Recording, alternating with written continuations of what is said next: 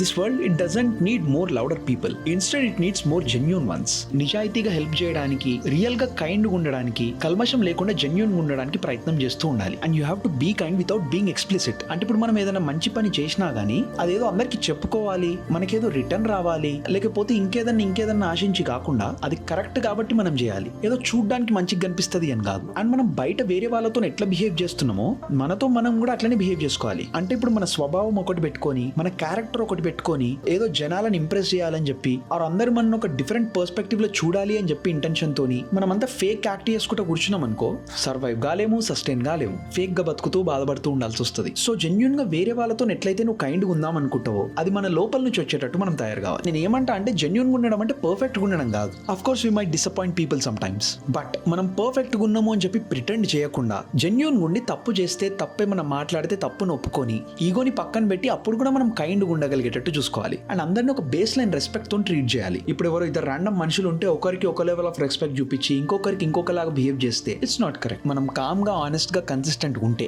దానికంటే peaceful life ఇంకోటి ఉండదు.